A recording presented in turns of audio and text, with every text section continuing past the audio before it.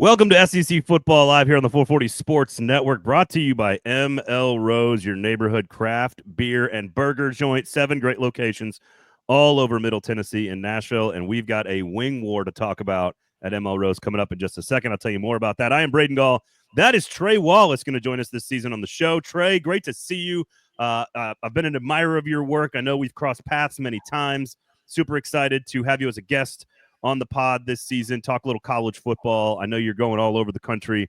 We're going to talk SEC ball every week, and I do appreciate you, man. How are you, sir? I'm good, dude. I'm good. Like, we finally we had an appetizer last weekend, which was nice. I had Hawaii winning the game from a kicker that learned how to play off YouTube, and it was the perfect way to wrap up a Saturday. So now it's full speed ahead for the next 7 months. Bring it on. Well, speaking of YouTube, if you are watching there, of course, this is SEC Football Live, famously not live, but you can watch on YouTube. We do appreciate it. Subscribe there, thumbs up if you want all your sports coverage in Middle Tennessee and in Nashville, whether you're a Nashville SC fan, a Predators fan, a Titans fan, college football fan, we got you covered. So subscribe, 440 Sports YouTube page there. We do appreciate it as well. And of course, Trey, tell everybody where they can find all of your work all over the digital the super speedway of the digital information age. Yeah, the chat GPT age. You can find me on X, Twitter, at Trey Wallace _. Follow all my work at outkick.com.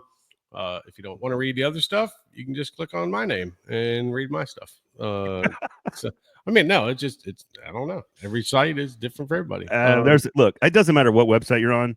There's a lot of stuff out there you don't need to read. It doesn't matter what website you're on. It's the whole internet. Yeah. It's exactly right. We're kicking, man. It's college football season. I'm excited. It's finally here.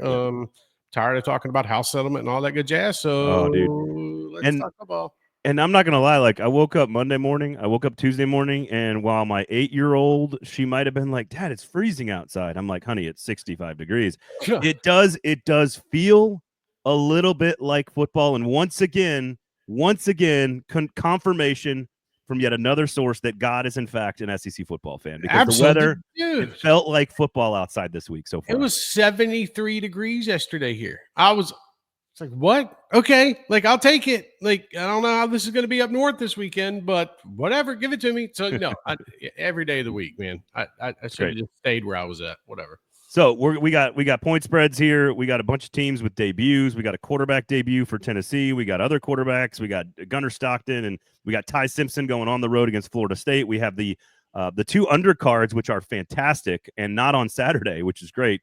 The Beamer Bowl with South Carolina and Virginia Tech. You got Auburn and Baylor on Friday night. You got monstrous games with Clemson and LSU, and you got Texas and Ohio State, which I know you're going to be at that game up at the Shoe. So lots of stuff to get to this week. Before we do, however, ML Rose locations starting this Saturday and only on Saturdays. And Trey, you know about the internet. You got to be very clear. Yeah, I know. And repetitive about stuff. It happens. There are 7 ML Rose locations in Middle Tennessee. You got Franklin, you got Gallatin, you got Inglewood, you got 8th Avenue, you got Mount Juliet, you got all over the greater Nashville area. And on Saturdays only, there is a massive chicken wing special that we have implemented for all of you, the listeners at ML Rose. If you buy 16, you get 8 free, basically. Okay, so they got a massive chicken wing deal on Saturdays. I am a chicken wing connoisseur. It is what I eat at Super Bowl parties, national championship games, viewing parties, doesn't matter. So we are doing wing wars amongst the 16 SEC teams this year at all 7 locations. When you buy wings, you get 8 for free. If you buy 16, you get 8 for free. And then you just gotta tell your server right on the little piece of paper there, hey, Tennessee, Texas A&M, Georgia, Alabama, Vanderbilt, if any of you exist. You just put your little favorite school on there, and we are going to track it the entire season and see which SEC team in Nashville likes chicken wings the most. What do you think? I am now going to have to come over there and figure out which team to put my wings on. Like, I got to be in Nashville anyway, so that kind of works out. And by the way, ML Rose, so good. The wings are so damn good. And maybe, I don't know, who's some former SEC teams? Do we throw Georgia Tech in there? So there's probably a lot of Swanee grads, actually. Well, Swanee. Somehow Swanee's leading the day. We got a write-in. We got a write-in at the bottom. Got write-ins at the bottom of it. So Georgia Tech could be hot this year. I like that team this year. So we'll see. There's a reason I threw it out there. Tulane. We can get Tulane in there, right? Tulane could hop in there. I'm telling you, the options are endless, along with the different variety of flavors they have at ML Rose. Dude, it's gonna be a lot of fun. I can't wait to see, because obviously, heavy Tennessee, Alabama, Vanderbilt, but there's so many alumni in Nashville. Ole Miss fans, Georgia fans, Auburn fans, Alabama fans. Like, there's so many fans. So it's gonna be a lot of fun. We're gonna track it and see what happens and see who eats the most wings. I'm just and here's the other thing. ML Rose does not serve wings without a bone. Yeah. Okay. Yeah. Okay. Yeah. I don't want chicken tenders. Wings, those are for children. Yeah. Wings come with a bone. Yes. Just end of discussion. I think the boneless chicken wing is a statement on our direction as a society. It's a chicken nugget. Like, that's all it is. Which I don't know what part of the bird that is. No, I don't either. I have no idea. So just deal with the bone. All right. That could be trademarked for a lot of different things. I want to get this out of the way first, because the 9-game conference schedule feels like it's been 15 years in the making. Oh my God. And look, I'm a college football fan, so it's good for me because I like watching more good football games. Yeah. If you like rivalries, you're going to see more of them. If you're a television executive and you want to make more money on your TV deal, you're going to make more money because there's going to be more good football games. If you're a season ticket holder of a team in the SEC, your season tickets, I'm sure they will go up, but they will be more. They will have more value in your experience because you're not having two patsies. Like, because you're getting rid of a bye game and you get an SEC game. Enjoy it. And you have to still play a power piece of competition. Now, here's the thing. Right. This is the only thing I want to say about this, and then we can move on to the games, because that's really what's exciting about this weekend. Okay. But Trey, the bottom line is this is something that we have all wanted. It is the right thing to do. It is not what the Big Ten thinks it is. No. It is not some balancing of the schedule. But because the committee said, look, we are going to weight wins against good teams, losses against good teams, strength of schedule more, you guys go ahead and do this. SEC did it. Finally, we get the 6-3 model. We're going to play more SEC games. Everybody wins. It's not a coincidence that they released this information the day after the CFP released their new scheduling metrics. I mean, I'm sorry.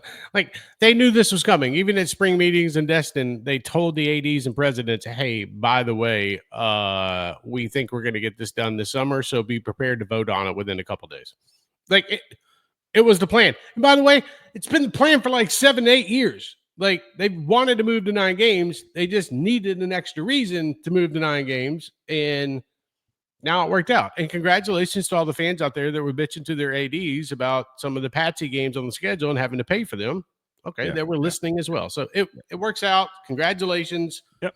Season tickets will go up a little bit of percentage. You can deal with it and move on. Whatever.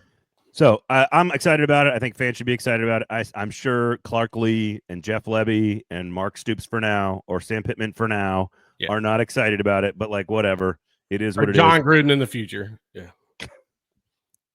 You don't really believe that, do you? You don't actually believe that John Gruden would be a good college football coach, do you? No, but okay. All right. I don't believe certain people should be running certain companies, but they have people underneath them that are really smart, and I don't know what you're talking about. They can delegate. I can't believe you talk about Tony Petitti that way.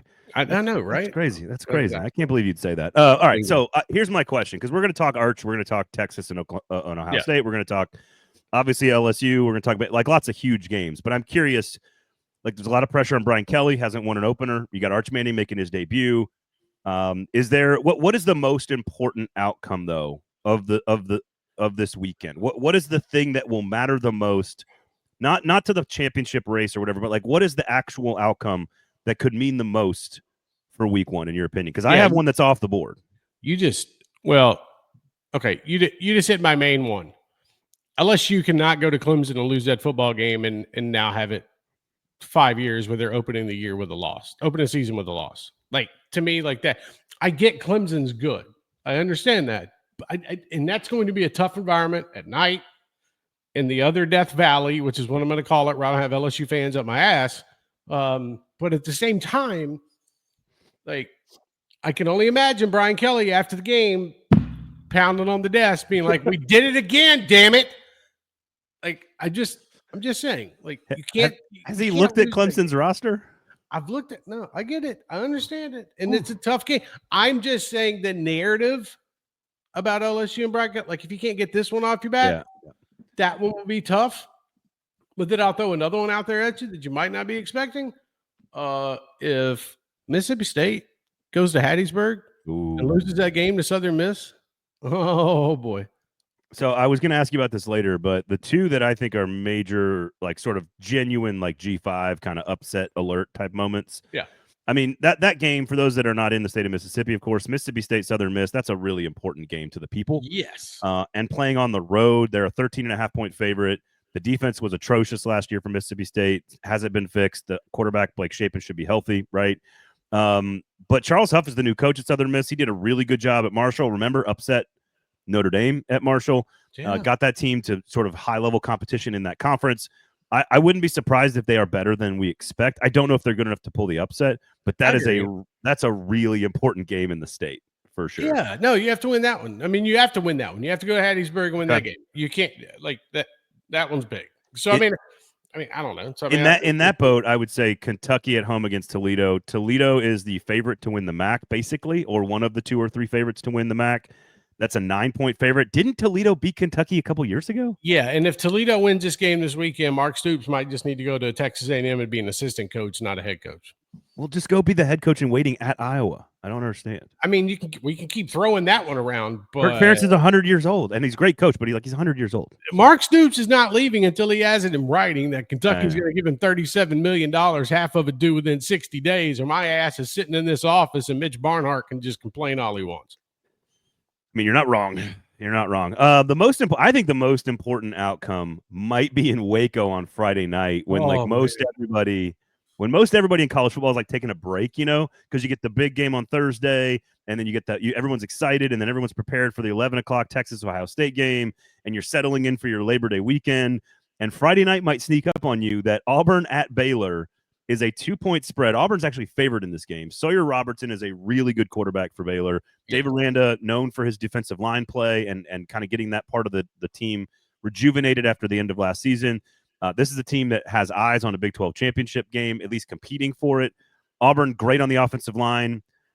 No idea what they're actually going to do with the quarterback or the coordinator, which is still one of the most hilarious things I've ever heard of in my life. They're going to play 8. If they win the game, it sets them up with a very manageable schedule. If they lose the game, the noise around Hugh Freeze starts right away. I don't want to call it a trap. It's not a trap because it's the opening game of the season, but you go and you play Baylor and Dave Aranda and this defense, and your offense is sputtering in the first half. And Jackson Arnold, I'm not saying he's going to, but Jackson Arnold's not producing. Hugh Freeze has got a massive problem. Like this is not some like walkover game for Auburn, man. Like this is going to be tough on Friday night. Like Baylor's got an offense that can drive you crazy. They damn sure got a defense that's going to be hitting the quarterback multiple times, whether he has the ball in his hand or not. Like, so I hate calling these must-win games to open the season, but we've all seen what has transpired in Auburn during the offseason. So if they can't win the first game of the season, this is going to be a long stretch. And what's funny is I would compare the reality of the situation around Hugh Freeze in this game to the same reality of the situation around Brian Kelly at LSU. Yeah. Which is Clemson is the better team. They are at home, and losing to them, especially if the teams are evenly matched, might actually prove that you belong in the playoff, not eliminate you, as we have talked about valuing strength of schedule more. So like I think the new CFP, right? Yeah. Like the context around the loss, if LSU goes and loses, to your point, the narrative is terrible. But like Cade Klubnik, first round pick. They have 2 tackles on the offensive line that could be first round picks. They have 3 wide receivers that could be first round picks. Yeah. They have the number 1 pass rusher in the country in TJ Parker. They have maybe the number 1 player in the draft in Peter Woods.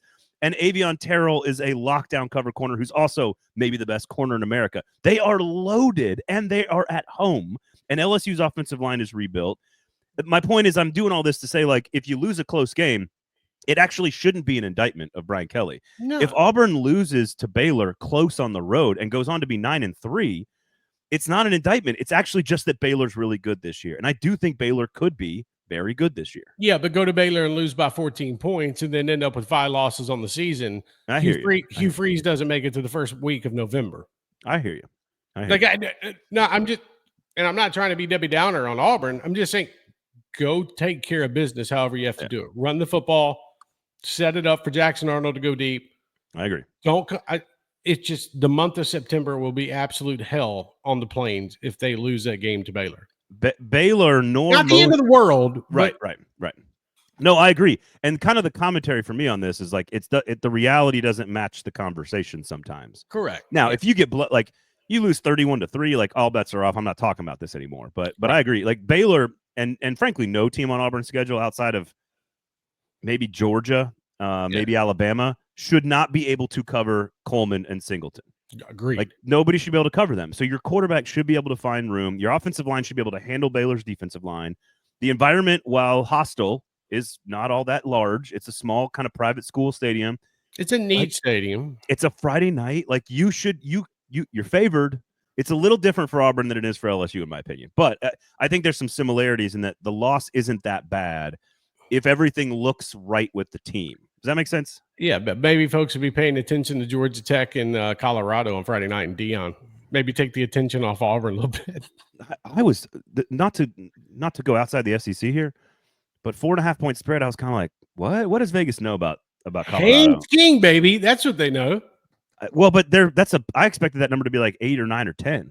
Yeah. Maybe everyone's sleeping on Tech. Speaking and I'm of the only Auburn, one. I mean, don't forget about Caden Salter, who Hugh Freeze would have loved to have a few years ago. Speaking of Georgia Tech, Eric Singleton.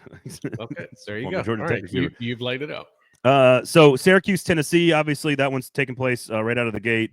You'll find out about Joey Aguilar in that one. 13.5 point spread. I don't expect to learn a whole lot about Tennessee in this one. They should win. Fran Brown's a good coach, though. Anything to add on the Syracuse-Tennessee situation? No, I mean Tennessee's defense. Let's see where they're at this year compared to last year. Also, it's first game of the season. Also, Fran Brown is a good enough coach that he can have his squad in there for a while, and then I think Tennessee kind of breaks away midway through the third quarter. So you're not going to learn. Whatever. Also, I will say this: Josh Heupel goes do everything in his power to set Joey Aguilar up, meaning they are going to throw the ball over 40 yards down the field multiple times in the first half to try to get his confidence. So just throwing that out there. Expect it. All right. So I didn't mean to jump around because we didn't really finish the Clemson LSU thing.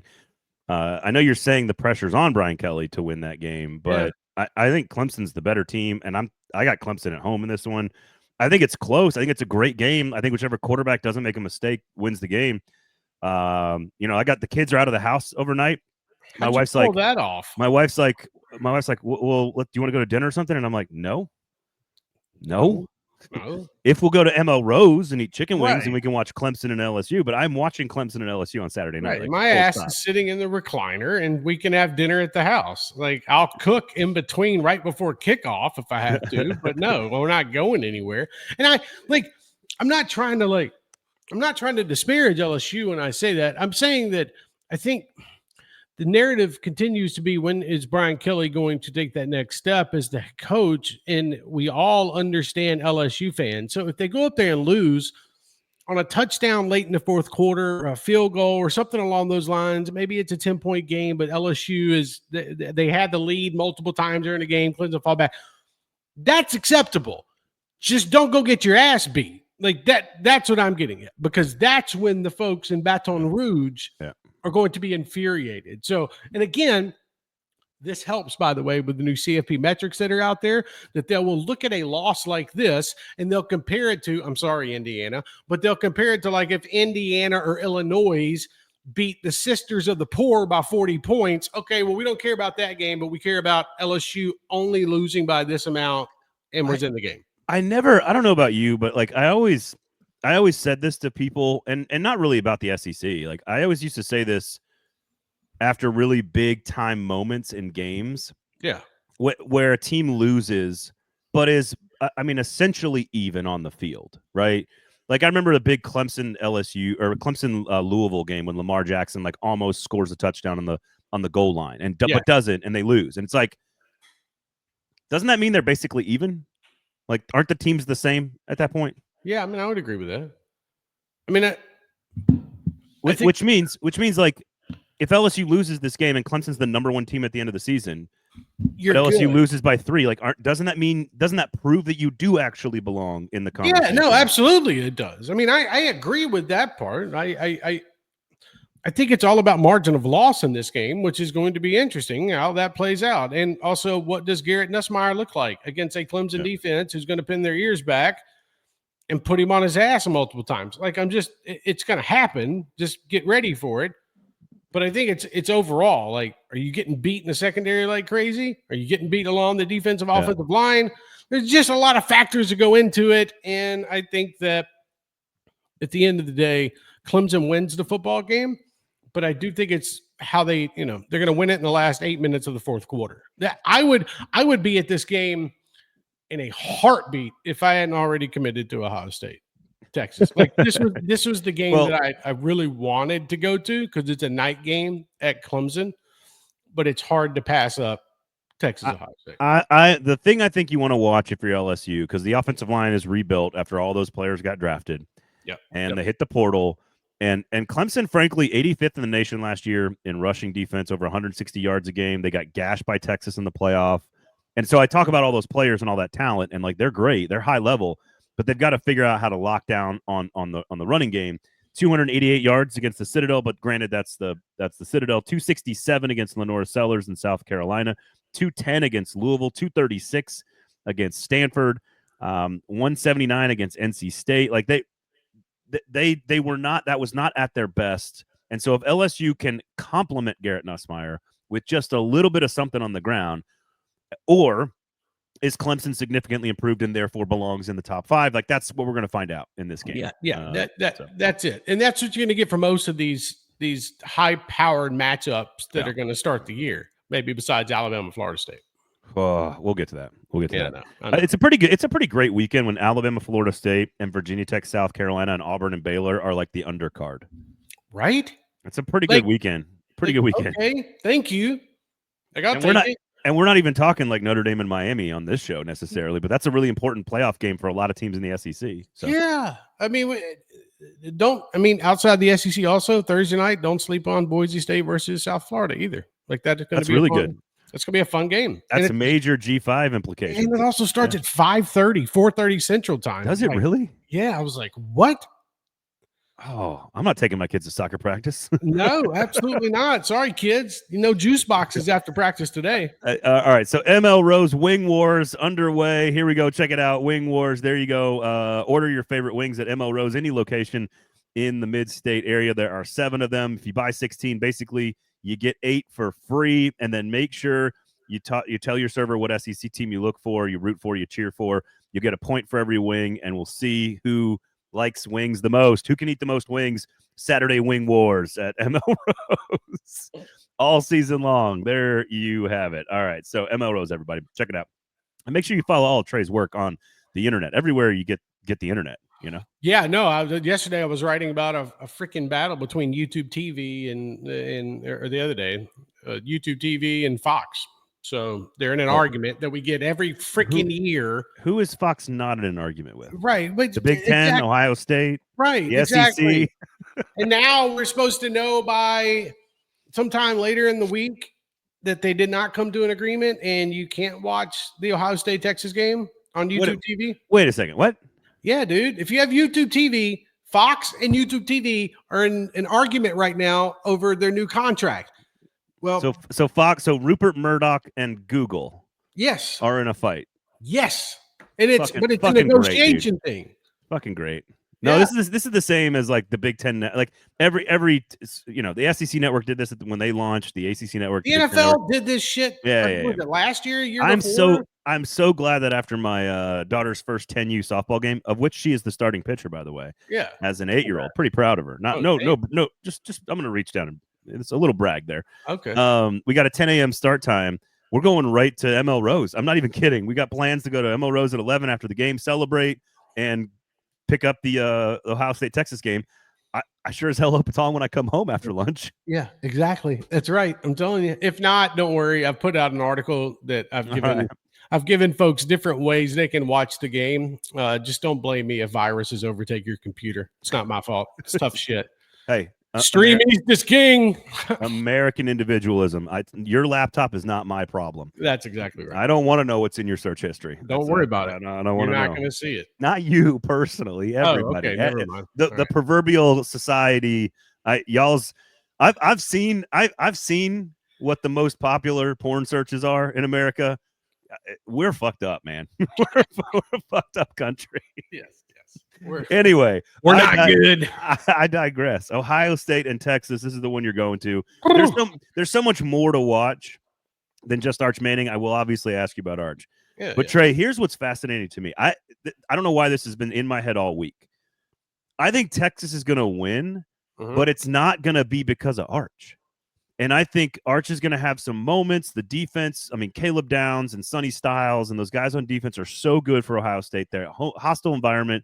I think they're feeling each other out. 2 new quarterbacks, but very talented quarterbacks, just NFL players everywhere. Yeah. I think Texas wins the like sort of an ugly, like lower scoring kind of feel each other out, like a 27-24. And I think Texas wins. And the narrative coming out of it is like, oh, Arch Manning got the job done. But I think it's going to be more like the supporting cast around him is so good that this is why they're number one, and that it gives Arch time to become the superstar he's going to be over the course of the first half of the season. Something's going to happen inside Ohio State's own 20-yard line. The Texas defense is going to come up big and either recover a fumble, interception, something, and they're going to set the Longhorns up for a quick touchdown. It even running the football. Right. Like, I think that, and I'm not saying that exact thing's going to happen, but I'm saying something like that is going to happen in the game, and that's where it's going to flip, because I think the Texas defense is going to be all over Julian Sayin. So it's not going to have just to rely on Arch Manning. Arch Manning's not going to have to go past for 350 and 3 touchdowns and 1 interception. Like, Arch might come out of this game with 240 through the air, 50 yards on the ground, 2 touchdowns and an interception. Yeah, I think that sounds right. Yeah. But I think it's a running game, and then also I think it's a defense at the same time. And don't get me wrong, Ohio State's defense is really good, so that's why I think the score is going to be low compared to maybe whatever the over-under is looking at it. But I mean, also, like, This is, I know we'll talk about Arch, but at the same time, like, this kind of sets up like for like some kind of defensive battle. Then the second half, a team is going to make a play, and I'm not saying they're going to break it open, but gives them the momentum. Like, it just feels like that could happen. And then, I mean, I'll ask you this, like, who's the pressure the most on at the quarterback position on Saturday? Is it Arch Manning or is it actually Julian Sayin? It's hard to have any more pressure on you than Arch, but also Arch, this has been a very slow build to this point for him. Right. Like, like he is prepared for it. Like when your uncle at the barbecue when you're 10 is David Cutcliffe, like you've been running plays that are smart football savvy plays for like decade. Right. You have maybe the best offensive mind in all of college football calling your plays. You've had 2 years in the system. Like this is just such a slow build. So I do think there's more pressure on Arch outwardly. I think inwardly, inside the program, internally, like inside their heads, I think Arch is kind of prepared and excited about this, whereas Julian Sayin might not understand yet exactly how big or fast all of this could be. I don't, and that's maybe not ready to go. Maybe that's not fair. I was listening to his press conference this week, his media gathering, where I'm going to screw the phrase up, so I'm not going to say it, the quote, but pretty much saying the red dot is not on us. We got the red dot on others, meaning they're the ones doing the hunting this year. Yeah. Like, I want to hear that out of my damn quarterback. Like, that's badass. Like, I want to hear that. I want to hear that he is ready to go to war on Saturday at the shoe. Like that. That's why I have a lot of confidence in Arch, but at the same time, I'm not the one that's going to come out of this game and go absolutely berserk that Arch deserves the Heisman Trophy off one game in Ohio State. And that's kind of my point about how I feel about it, where it's I think Texas is going to win, but it won't be because of Arch. Right. Okay, SEC fans, do you need to go watch the tape of LaNorris Sellers against Old Dominion in week 1 last year? Bingo. He was atrocious. Yeah. Terrible football game. Yeah. It was his first as the starter at South Carolina. Right. And then you see what he does at the end of the season against Clemson. It takes some time. Yeah. Not a lot of time, but you're going to have to work some stuff out of your system.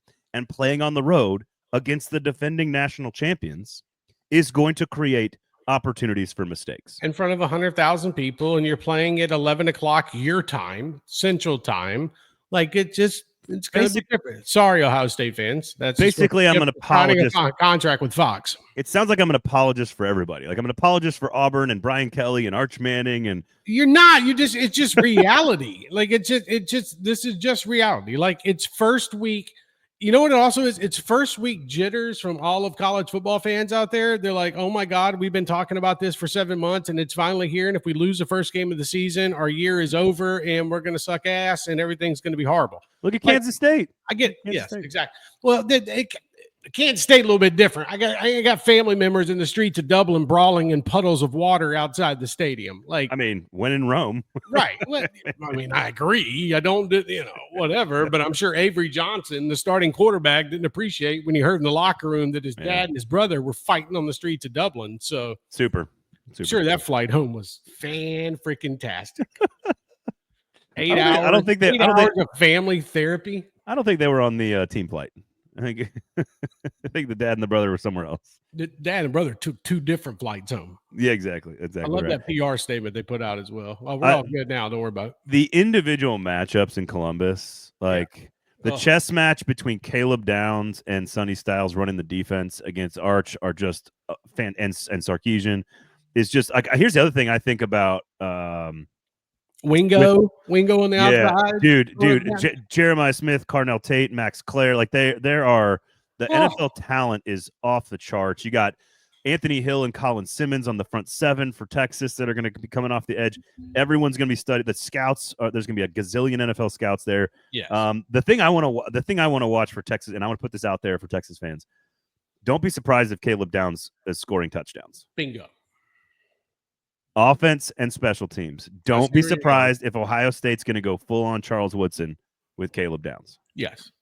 I would think that is already been the plan. Oh, and I would say that Steve Sarkisian in Texas is already preparing for that. Like they've been preparing for that for like a month. Yeah. Okay. All right. You can easily see it, right? Like they're going to flip the script. Oh, Ryan Day is, and Caleb's going to be out there juking and driving on the field, like on punt returns. They're going to sneak him in. I think they're going to sneak him in like it'll be like 1st and 10 on like the 8-yard line going into score. And they're going to sneak him in as like a 3rd tight end. Yes. And he's going to run the reverse. He'll be offset. Yeah. And they're going to give him they're going to give him like a shovel pass. Yes. And all like Jeremiah Smith is going to go all the way out to the flats, and Carnell Tate and all the talent is going to go that way. They're going to take all the eye candy that way. Then they're going to shovel pass to Caleb Downs under the middle and see if he can squirt through and score a touchdown. They're going to give him chances. That's what I would do. Like they're going to change his jersey on the sideline, or is it a different number?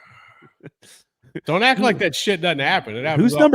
Who's number 33? Right. Why is he playing quarterback for Ohio State? Why is Chat GPT not telling me who this is? What is going on here? Was it Devin Gardner that wore 98 for Michigan? Yes. Is that right? And Devin Brown wore 33 for Ohio State at quarterback. That's great. Yeah, I love that. The weirdest thing? We need more quarterbacks wearing like 27. You know what I'm saying? Like we just need more quarterbacks like that. Like if I'm Joey Aguilar, I'm just like I'm gonna be 41.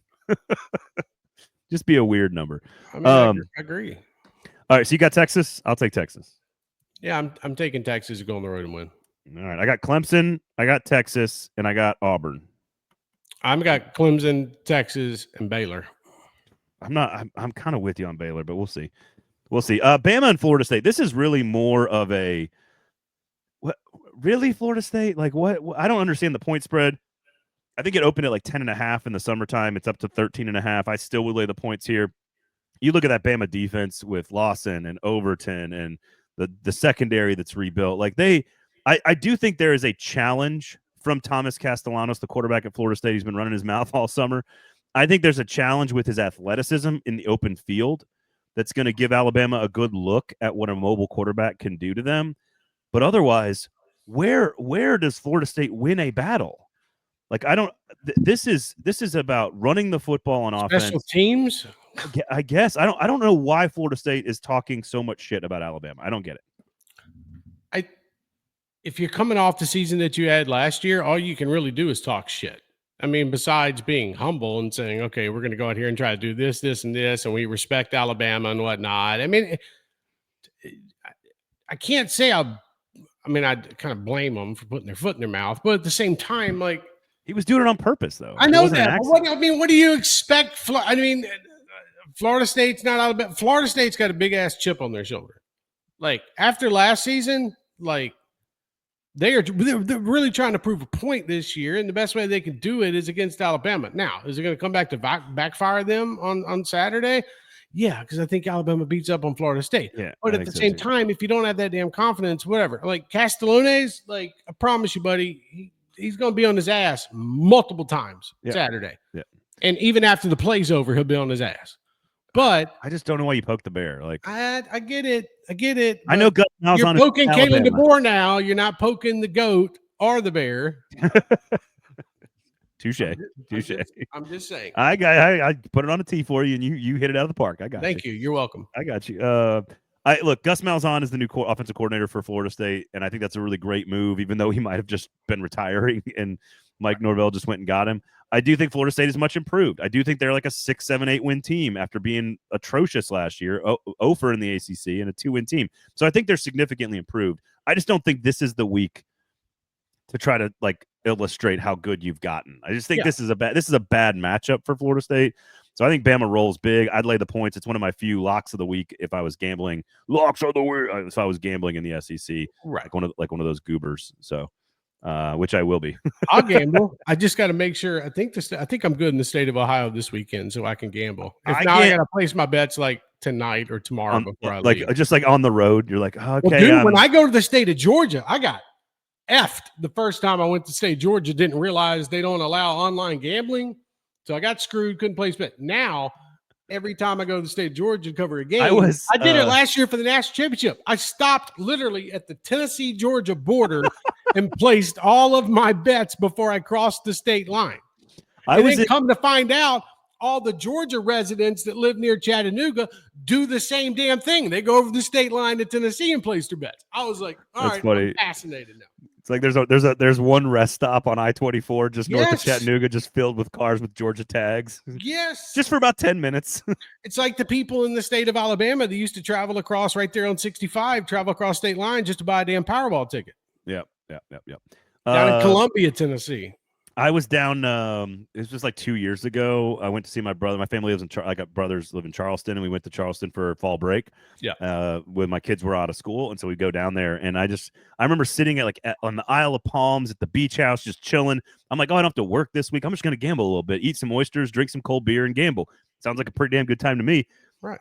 And I'm sitting at the pool, shucking oysters, drinking beer. I open up the app, and I'm like, oh, I think so-and-so. I like this point. And I pull it up, and it's like, you are not allowed to gamble in here. I was like, what? What are we doing? Please go back and check the state that you're in and click. Yeah, I hate that. Oh, yeah, I was infuriated when I couldn't place a bet. So then I'm having to place offshore bets, which I hate. No, it's not Trey. I just set that one out. Okay, I just sat that week out. It's okay. It's okay. Now, what I gamble with also, by the way, is just like chicken wing money. No. I agree with that. I'm 25. I'm $25. You know what I'm saying? I'm not putting $500 in my bank. I'm literally, it's $20, $25 every weekend and having fun with it. Like that was the first time I'd opened an app on Saturday and since the end of the football season. All right. So it sounds like we're both in it. There's not a lot we disagree on here. Let's go to Virginia Tech, South Carolina real quickly, and we'll wrap it up. I was a little surprised that at this number, because Virginia Tech is largely viewed as in a rebuild mode. Mostly we don't know what Virginia Tech is.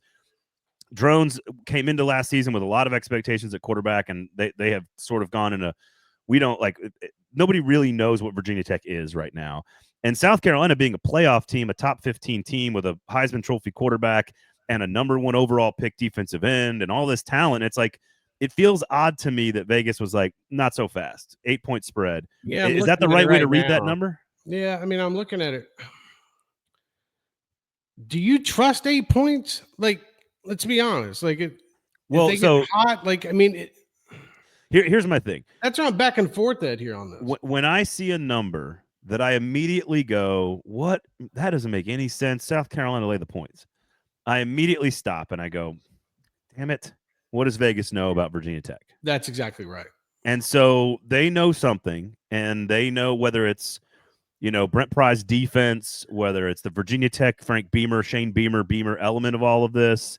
I just don't know what it is that they see. Now, South Carolina is replacing a boatload of talent on defense, but they are replacing it with good players. Yes, they're going to learn, they're going to grow, but I just don't know what Vegas sees in the matchup if like the best 8 or 10 players are all on one side of the ball. I don't know. I don't know what they're seeing. Interesting looking at it right now. I mean, I think South Carolina is going to come out in the second half and they're going to start boat racing on offense, if I'm being honest with you. I mean, I don't know why that wouldn't happen. No, I know that. But what I am getting at is I think Virginia Tech has an opportunity to kind of slow LaNorris down a little bit in the first half just because they've over-prepped for him. But then the second half, you make adjustments. LaNorris Sellers is going to open it up downfield.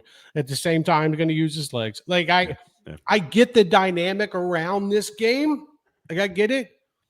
But nobody on either roster knows about Frank and Shane. And not that they don't know. No, I agree with you. I agree with you. It doesn't have any influence on this game besides the theatrics before the game and after the game. That's it. Yep. No, I agree with you. All right. So there you go. Week number 1. I think it's one of the best week 1s we've ever had. Honestly, at least on paper. We no idea if it's going to turn out that way, but I hope it does because I'm settled in. I've got very little commitments outside of college football this weekend. Going to be a lot of fun. Marshall at Georgia, huge point spread there. Illinois State, you got the John Mateer debut at Oklahoma. Do you think Marshall covers? 39 points, no. Okay. Well, maybe they do. Maybe they do. Georgia State, Charleston Southern, UTSA, Long Island. Georgia State, buddy. Long Island? Georgia State, known SEC killer. It's true. That was the worst time in my life, by the way, from a reporter standpoint. I was in Mexico when Georgia and Tennessee lost. Georgia State beat Tennessee. I didn't have any signal, okay? No signal. Didn't know what was going on college football Saturday. I literally crossed into the United States of America and realized I'm walking back to Knoxville to cover a team that just lost to Georgia State. Yikes. Which I did laugh my ass off. Vanderbilt is a 37-point favorite over Charleston Southern, and the over-under total is 48.5, which is hilarious to me. Yeah. UTSA might be the best opponent of all these other games. That's a decent football team. They're playing Texas A&M, though. That's a 24.5-point spread. Anything of note? Like John Mateer's debut is interesting to me at Oklahoma. Yes. But what else is of note here for you in these other games that don't look like they're going to be close? Well, besides that, Missouri's playing Sisters of the Poor on Thursday. I forgot about that. I want to see Central Arkansas. Like, I want to see what the damn quarterback situation looks like. Yeah. For being honest with you. Like, I really do. And then reports out of Missouri are not favorable. No, they're not. Can John Mateer in Oklahoma get things rolling before the Wolverines come to town? I'm just saying. Good. It's good warm up for them. Yeah, it's a good warm up. So, I mean, there's outside of the premier ones, everybody else is kicking off season, but I can promise you this: there will be some type of chaos in the SEC on Saturday. Somebody getting beat. Well, that's what I'm thinking. Like South Carolina's on Sunday and Auburn's on Friday. It might be chaos, but it might be Friday and Sunday. That's a good point. I'm not disagreeing with you, but I am looking at Lexington and Hattiesburg, Mississippi. Yep.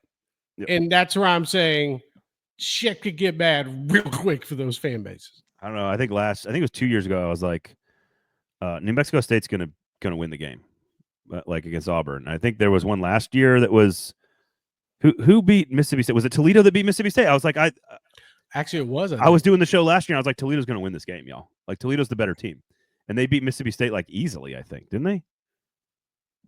Let me double check. No. I think you're correct. I think you're right on that. I feel like we should be right. We should know what we're talking about here. I mean, myself, 41-17 over at Mississippi State. Yeah, that was an ass whooping. Yeah.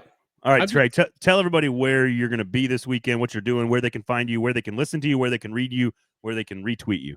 Oh, Columbus, Ohio is where I will be. Ohio State, Texas is what I'll be covering. I'm going to get there Thursday night. Get to lay the land on Friday, do a bunch of scene setter pieces, have some fun, do some interviews with some fans, find some folks from Texas who came up, and just trying to soak it in. First big weekend of football. And then it's an early start on Saturday, which I'll take. I hate going on the road and covering a game and having to wait till 7:30 at night to actually cover the game. Like, give me something at noon. Yeah, you're done by 3:30. You're right, but that's a perfect opportunity to enjoy the other games that are going on. Yep. So at ML Rose in Middle at Tennessee. ML Rose, which I'm not gonna be able to get to, but I will when I come back to Nashville.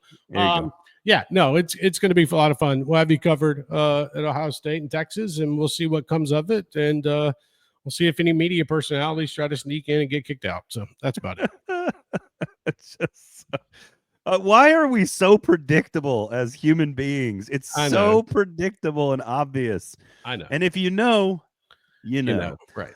Trey, always a pleasure, my guy. Great to see you. I am Braden Gall. Please rate, review, subscribe on the podcast app of choice if you like this stuff. And if you enjoy us, that's how people find us. Give us 5 stars.